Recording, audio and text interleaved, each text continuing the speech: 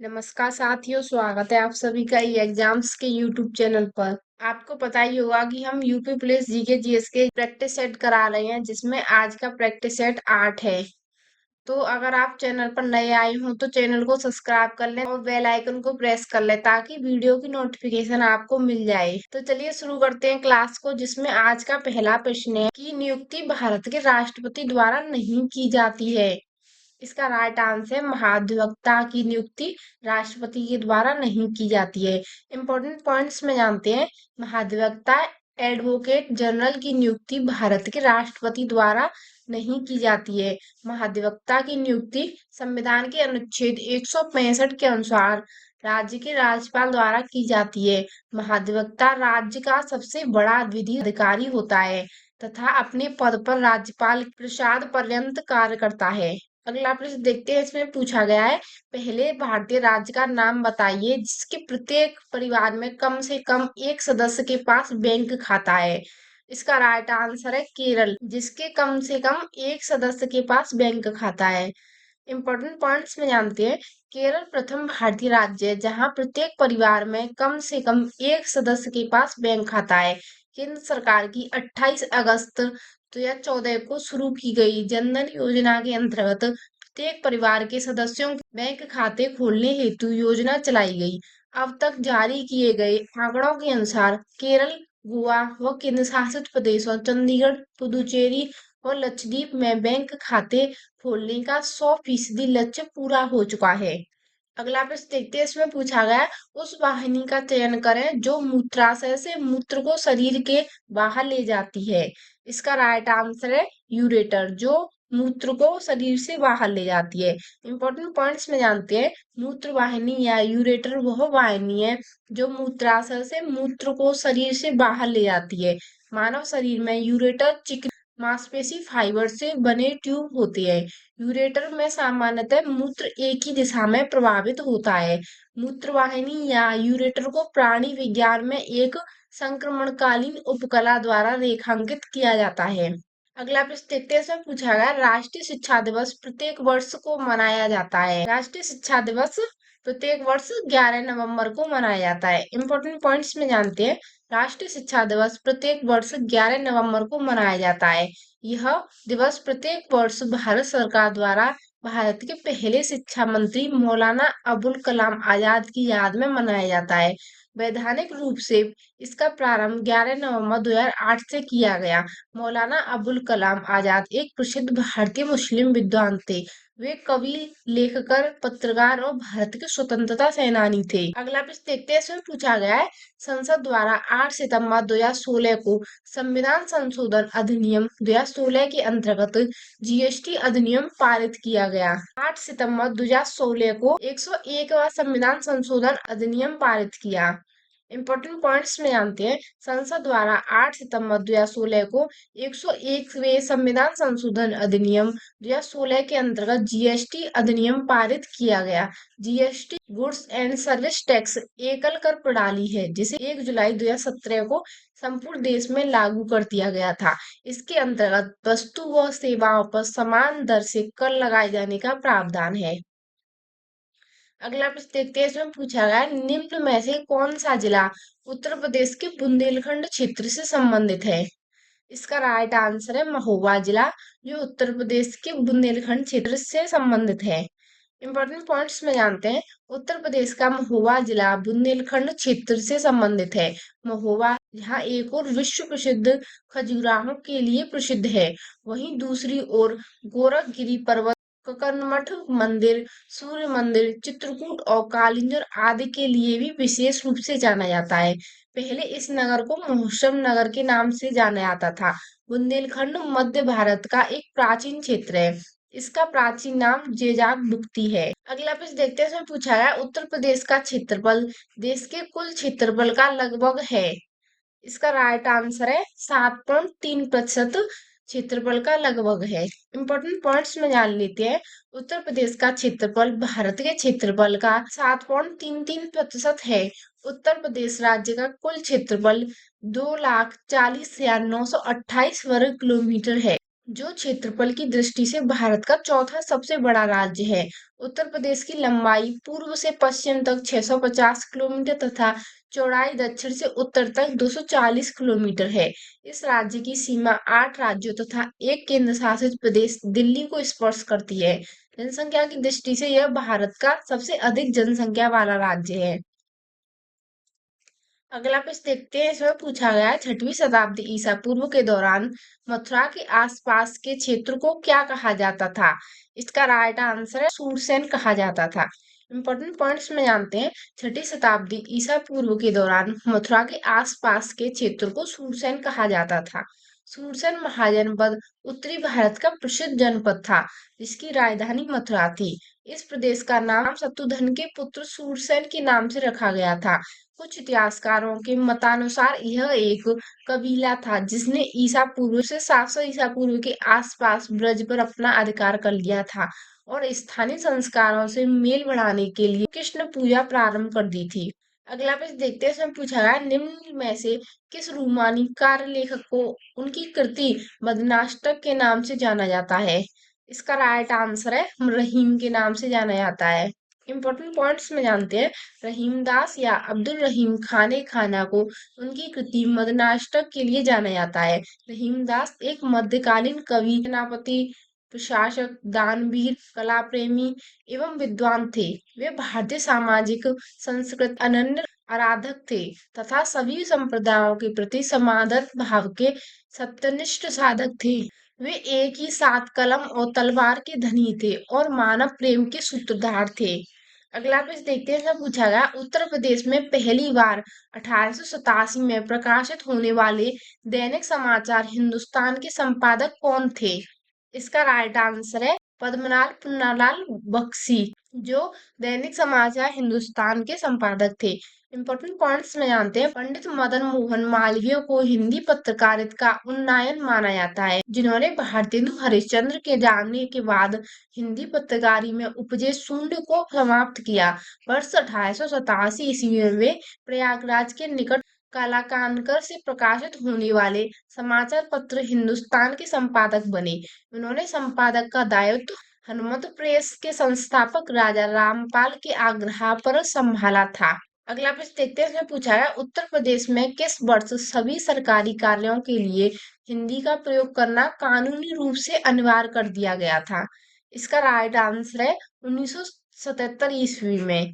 Important points में जानते हैं। उत्तर प्रदेश में वर्ष 1977 ईस्वी से सभी सरकारी कार्यों के लिए हिंदी का प्रयोग करना कानूनी रूप से अनिवार्य कर दिया गया था। भारतीय संविधान में राष्ट्रभाषा का उल्लेख नहीं है। संसद का कार्य हिंदी में या अंग्रेजी में किया जा सकता है, परंतु राज्यसभा के सभापति या लोकसभा के अध्यक्ष विशेष परिस्थिति में सदन के किसी सदस्य को अपनी मातृभाषा में सदन को संबोधित करने की अनुमति दे सकते हैं। क्या प्रश्न देखते हैं। इसमें पूछा है निम्न में से अकबर के दरबार के मुख्य चित्रकार कौन थे। इसका राइट आंसर है दसवंत, जो अकबर के मुख्य चित्रकार थे। इंपॉर्टेंट पॉइंट्स में जानते हैं। दसवंत अकबर के दरबार के मुख्य चित्रकार थे। दसवंत एक निम्न जाति में पैदा हुए थे, किंतु उन्होंने बचपन से ही एक महान चित्रकार की प्रतिभा का प्रदर्शन किया।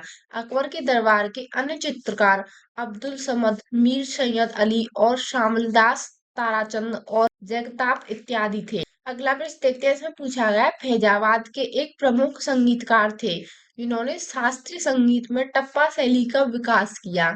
इसका राइट आंसर है मुस्तरी बाई, जो फैजाबाद के एक प्रसिद्ध संगीतकार थे। इंपॉर्टेंट पॉइंट्स में जानते हैं। मुस्तरी बाई फैजाबाद की एक प्रमुख संगीतकार थी, जिन्होंने शास्त्रीय संगीत में टप्पा शैली का विकास किया। टप्पा हिंदुस्तानी शैली की एक विशिष्ट शैली है। इसमें छोटी लंबाई के बोल होते हैं और लय प्राय चंचल होती है। ये गीत प्राय पंजाबी तथा अवधी भाषा में होती है।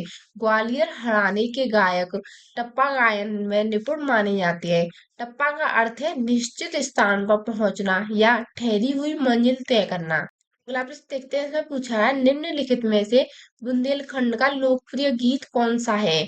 इसका राइट आंसर है आल्हा, जो बुंदेलखंड का लोकप्रिय गीत है। इंपॉर्टेंट पॉइंट्स में जानते हैं, बुंदेलखंड एक लोकप्रिय गीत आल्हा है। लोक संस्कृति का सही स्वरूप लोक के इतिहास के बिना स्थिर नहीं रह सकता।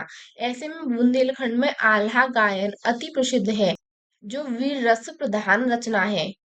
अगला प्रश्न देखते हैं, इसमें पूछा है निम्न में से कौन सी नदी भारत में ब्रह्म घाट पर कर्णाली नदी से जुड़ती है, घाघरा नदी पर बन जाती है।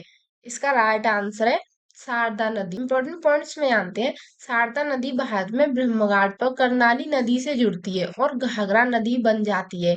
कर्णाली जो नेपाली में और घाघरा भारत में गंगा की सबसे बड़ी सहायक नदियां हैं, जो गंगा के वार्षिक प्रवाह में लगभग 21% का योगदान करती हैं।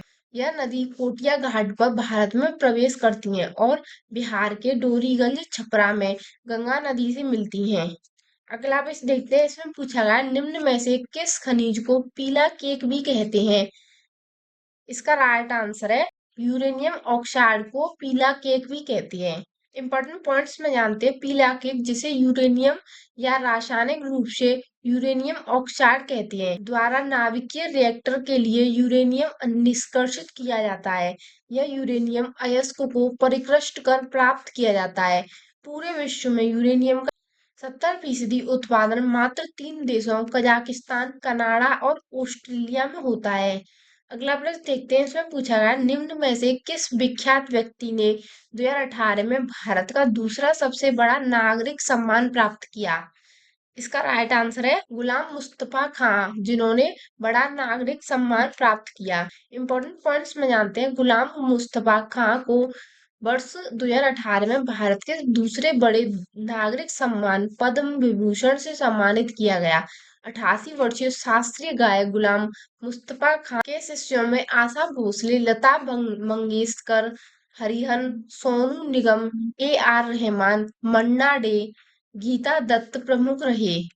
अगला प्रश्न देखते हैं, इसमें पूछा है राष्ट्रीय परीक्षण एजेंसी NTA के पहले महानिदेशक के पद पर हाल ही में किसकी नियुक्ति हुई है। इसका राइट आंसर है विनीत जोशी की नियुक्ति हुई है हाल ही में। इंपॉर्टेंट पॉइंट्स में जानते हैं, केंद्रीय माध्यमिक शिक्षा बोर्ड द्वारा आयोजित की जाने वाली बोर्ड परीक्षा का प्रश्न पत्र लीक होने को लेकर उठे विवाद के मध्य सरकार ने मार्च 2018 को वरिष्ठ नौकरशाह विनीत जोशी को राष्ट्रीय परीक्षा एजेंसी NTA का महानिदेशक नियुक्त किया। यह एजेंसी CBSE, AICTE और अन्य निकायों द्वारा उच्च शिक्षण संस्थानों में दाखिला के लिए होने वाली प्रवेश परीक्षाएं आयोजित कराती है। अगला प्रश्न देखते हैं, इसमें पूछा है G20 की बैठक 2018 में हुई थी। इसका राइट आंसर है ब्यूनस आयर्स में G20 की बैठक हुई थी। इंपॉर्टेंट पॉइंट्स में जानते हैं, वर्ष 2018 में अर्जेंटीना की राजधानी ब्यूनस आयर्स में आयोजित G20 देशों की बैठक में प्रमुख वैश्विक चुनौतियों और घटनाक्रमों पर विश्व के महत्वपूर्ण नेताओं ने विचार विमर्श किया। इस सम्मेलन में वैश्विक अर्थव्यवस्था, सतत विकास, जलवायु परिवर्तन और भगोड़े आर्थिक अपराधियों जैसे मुद्दों पर चर्चा हुई। अगला प्रश्न देखते हैं, इसमें पूछा गया 1825 में वेदांता कॉलेज की स्थापना किसने की, जिसमें दोनों भारतीयों और पाश्चात्य अध्ययन, सामाजिक तथा भौतिक विज्ञान पाठ्यक्रम प्रस्तुत किया गया था। इसका राइट आंसर है राजा राममोहन राय ने 1825 में वेदांता कॉलेज की स्थापना की। इंपॉर्टेंट पॉइंट्स में जानते हैं, वर्ष 1825 में वेदांता कॉलेज, जिसमें दोनों भारतीय तथा पाश्चात्य अध्ययन, सामाजिक और भौतिक विज्ञान का पाठ्यक्रम प्रस्तुत किया गया, की स्थापना राजा राममोहन राय ने की थी। राजा राममोहन राय को भारतीय पुनर्जागरण का अग्रदूत और आधुनिक भारत का जनक कहा जाता है। भारतीय सामाजिक और धार्मिक पुनर्जागरण के क्षेत्र में उनका विशिष्ट स्थान है। अगला प्रश्न देखते हैं, इसमें पूछा गया निम्न में से किस देश को पहले सीलोन कहा जाता था। इसका राइट आंसर है श्रीलंका को पहले सीलोन कहा जाता था। इम्पोर्टेंट पॉइंट्स में जानते हैं। श्रीलंका दक्षिण एशिया में हिंद महासागर के उत्तरी भाग में स्थित एक द्वीपीय देश है। भारत के दक्षिण में स्थित इस देश को दूरी भारत से मात्र 31 किलोमीटर है। वर्ष 1972 तक इसका नाम सिलोन था, जिसे वर्ष 1972 में बदलकर लंका तथा 1978 में इसके आगे सम्मान सूचक शब्द श्री जोड़कर श्रीलंका कर दिया गया। अगला प्रश्न देखते हैं। इसमें पूछा गया 1869 में नहर के खुलने से भारत से यूरोप की दूरी 7,000 किलोमीटर कम हो गई। इसका राइट आंसर है सुएज नहर के खुलने से। इंपॉर्टेंट पॉइंट्स में जानते हैं। सुएज नहर लाल सागर और भूमध्य सागर को संबद्ध करने वाली एक नहर है। वर्ष 1859 ईस्वी में एक फ्रांसीसी इंजीनियर फर्डिनेंड की देखरेख में इसका निर्माण हुआ। यह नहर 162 किलोमीटर लंबी, 60 मीटर चौड़ी और औसत रूप से 16.5 मीटर गहरी है। 10 वर्षों में बनकर तैयार होने के 1869 ईस्वी में यह नहर यातायात के लिए खुल गई थी। इस नहर के खुलने से भारत से यूरोप की दूरी 7,000 किलोमीटर कम हो गई थी। अगला प्रश्न देखते हैं। इसमें पूछा गया डीएनए का पूर्ण रूप क्या है। डीएनए का पूर्ण रूप डिऑक्सिको न्यूक्लिक एसिड है। इंपॉर्टेंट पॉइंट्स में जानते हैं। डीएनए की पहचान सर्वप्रथम 1869 ईस्वी में स्विस रसायन शास्त्री फ्रेडरिक मिसेचर ने की थी। डीएनए मुख्यतः केंद्र में होता है और इसके न्यूक्लियोटाइड अणुओं में शर्करा डीऑक्सीराइबोस तथा नाइट्रोजनीय समाधार एडेनिन गुआनिन थाइमिन च साइटोरोन होता है। अगला प्रश्न देखते हैं। सब पूछा गया अम्लीय एवं क्षारीय तत्वों के निर्धारण के लिए हम लिटमस पत्र अथवा का प्रयोग कर सकते हैं। इसका राइट आंसर है लिटमस पत्र और हल्दी का प्रयोग कर सकते हैं। इंपॉर्टेंट पॉइंट्स में जानते हैं। अम्लीय एवं क्षारीय तत्वों के निर्धारण के लिए हम लिटमस पत्र अथवा हल्दी का प्रयोग कर सकते हैं। अगला प्रश्न देखते हैं। जो पूछा गया एक यंत्र जिसका उपयोग परिपथ में विद्युत धारा को मापने के लिए किया जाता है, क्या कहलाता है। इसका राइट आंसर है उसे एमीटर कहा जाता है। इंपॉर्टेंट पॉइंट्स में जानते हैं। एक यंत्र जिसका उपयोग परिपथ में विद्युत धारा को मापने के लिए किया जाता है, एमीटर कहलाता है। थर्मामीटर वह युक्ति है जो ताप को मापने में काम आता है। ओममीटर एक विद्युत उपकरण है जो विद्युत प्रतिरोध को मापता है। जाइरोस्कोप से किसी वस्तु की कोणीय स्थिति को मापने के काम आता है। अगला प्रश्न देखते हैं। इसमें पूछा है भारत सरकार के द्वारा घोषित न्यूनतम समर्थन मूल्य एमएसपी कितनी फसलों के लिए है। इसका राइट आंसर है वो 25 फसलों के लिए है। इंपॉर्टेंट पॉइंट्स में जानते हैं। भारत सरकार के द्वारा घोषित न्यूनतम समर्थन मूल्य एमएसपी 25 फसलों के लिए है। एमएसपी की full form minimum support price है। केरल सब्जियों के लिए एमएसपी तय करने वाला देश का पहला राज्य बन गया है। अगला प्रश्न देखते हैं। पूछा गया Salal hydro electric power station निम्नलिखित में से किस नदी पर बनाया गया है। इसका राइट आंसर है चिनाब नदी पर बनाया गया है। इंपॉर्टेंट पॉइंट्स में जानते हैं। Salal hydro electric power station Bharat के जम्मू कश्मीर राज्य में चिनाब नदी पर स्थापित एक जल विद्युत परियोजना है। अगला प्रश्न देखते हैं। इसमें पूछा है निम्नलिखित में से किस महासागर के मध्य में टोरेंस जल डमरू मध्य स्थित है। इसका राइट आंसर प्रशांत महासागर के मध्य। इंपॉर्टेंट पॉइंट्स में जानते हैं। टोरेस जलडमरू मध्य ऑस्ट्रेलिया और न्यू गिनी के बीच एक जलडमरू मध्य है जो प्रशांत महासागर में स्थित है। अगला प्रश्न देखते हैं। पूछा है बास्तील जेल पर जनता के हमले ने कौन सी घटना को जन्म दिया। इसका राइट आंसर फ्रांस की क्रांति को। इंपॉर्टेंट पॉइंट्स में जानते हैं। बास्तील जेल पर जनता के हमले ने फ्रांसीसी क्रांति को जन्म दिया। बास्तील की घटना 14 जुलाई 1789 को हुई, इसलिए फ्रांस में 14 जुलाई को स्वतंत्रता दिवस के रूप में मनाया जाता है। रूस की क्रांति 1917 ईस्वी में हुई थी, उसी के द्वारा जार का पतन हुआ। अगला प्रश्न देखते हैं। पूछा है दिल्ली में लाल किले का निर्माण निम्नलिखित में से किसने करवाया था। इसका राइट आंसर शाहजहां ने करवाया था लाल किले का निर्माण। इंपॉर्टेंट पॉइंट्स में जानते हैं। दिल्ली में लाल किले का निर्माण शाहजहां ने कराया था। यह लाल बलुआ पत्थर से निर्मित है। इसका निर्माण काल 1638 ईस्वी से 1648 ईस्वी तक लगभग 10 वर्षों तक चला। अलाई दरवाजा, हजार खम्मा महल खिलजी अलाउद्दीन ने और न्याय की जंजीर जहांगीर ने और बीबी का मकबरा औरंगजेब ने बनवाया था और बुलंद दरवाजा अकबर ने। अगला प्रश्न देखते हैं। सब पूछा है 1757 में प्लासी का युद्ध किसने जीता था? इसका राइट आंसर बंगाल के नवाब सिराजुद्दौला यानी। इंपॉर्टेंट पॉइंट्स में जानते हैं। प्लासी का युद्ध अंग्रेजों की तरफ से रॉबर्ट क्लाइव एवं बंगाल के नवाब सिराजुद्दौला के बीच हुआ। जीत के परिणाम स्वरूप अंग्रेजों ने बंगाल की गद्दी पर मीर जाफर को बैठा दिया। अगला प्रश्न देखते हैं। सब पूछा है हड़प्पा की सामाजिक व्यवस्था थी। इसका राइट आंसर समतावादी व्यवस्था थी। इंपॉर्टेंट पॉइंट्स में जानते हैं। हड़प्पा की सामाजिक व्यवस्था समतावादी ही थी। हड़प्पा की खुदाई में उच्च वर्ग और निम्न वर्ग के लोगों का मकान एक साथ निर्मित मिले हैं, परंतु उनमें कोई भेदभाव का साक्ष्य नहीं मिला है। समाज में लोगों का विभाजन तथा परंतु भेदभाव नहीं था। अगला प्रश्न देखते हैं। पूछा है कौन सा कथन हड़प्पा सभ्यता के लिए सही है? इसका राइट आंसर है पशुपति उनके द्वारा पूजा जाता था। इंपॉर्टेंट पॉइंट्स में आते हैं। हड़प्पा सभ्यता के लोग पशुपति शिव की पूजा करते थे। मोहनजोदड़ो में खुदाई के दौरान मुद्रा पर अंकित पशुपतिनाथ शिव को मूर्ति है। उनके धार्मिक जीवन में पशुपतिनाथ का विशेष महत्व था। इन्हें आधुनिक शिव का आदि रूप कहा जाता है। अगला प्रश्न देखते हैं। पूछा है निम्न में से कौन सी चीज सिंधु घाटी की खुदाई में वाणिज्यिक और आर्थिक विकास का द्योतक है? इसका राइट आंसर है मोहर है। इंपॉर्टेंट पॉइंट्स में जानते हैं। सिंधु घाटी की खुदाई में मोहरें वाणिज्यिक और आर्थिक विकास का द्योतक हैं। सिंधु से अब तक 2000 मोहरें प्राप्त की जा चुकी हैं। इनमें लगभग 1200 अकेले मोहनजोदड़ो से प्राप्त हुए हैं। मोहरों का निर्माण अधिकतर सेलखड़ी से हुआ है। सुदृढ़ व्यापार का अंदाजा निम्न से लगाया जा सकता है। अगला प्रश्न देखते हैं। पूछा है भारत में सबसे पहले खोजा गया शहर था। हड़प्पा था। इंपॉर्टेंट पॉइंट्स में जानते हैं। सिंधु घाटी सभ्यता में खोजा गया पहला शहर हड़प्पा था। हड़प्पा की खोज सर्वप्रथम विश्व की प्राचीनतम सभ्यताओं में से एक है। 1921 ईस्वी से लेकर वर्तमान तक 2000 से ज्यादा स्थल खोजे जा चुके हैं, जिनमें से 7 को महानगर की संज्ञा दी गई है।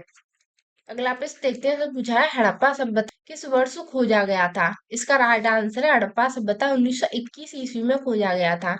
इंपॉर्टेंट पॉइंट्स में जानते हैं। सैदव सभ्यता या हड़प्पा सभ्यता का सबसे पहला स्थल हड़प्पा थी, जिसकी खोज राय बहादुर दयाराम साहनी ने वर्ष 1921 ईस्वी में की थी। अगला प्रश्न देखते हैं। तो पूछा है सिंधु सभ्यता एकमात्र स्थल जहां से कृत्रिम गोदीबाड़ा मिला था। इसका राइट आंसर है लोथल। अगला प्रश्न देखते हैं। तो पूछा है निम्नलिखित पालतू जानवरों में से जो सिंधु सभ्यता का टेराकोटा में अनुपस्थित था। उसका राइट आंसर है गाय, जिसमें टेराकोटा में अनुपस्थित था। इंपॉर्टेंट पॉइंट्स में जानते हैं। सैदव सभ्यता के निवासी का संबंध गाय से नहीं था। गाय आर्यों का प्रमुख पशु व आर्थिक जीवन का आधार थी। आशा करती हूँ कि आपको ये क्लास अच्छी लगी होगी। अच्छी लगी हो तो इसे लाइक करना। धन्यवाद।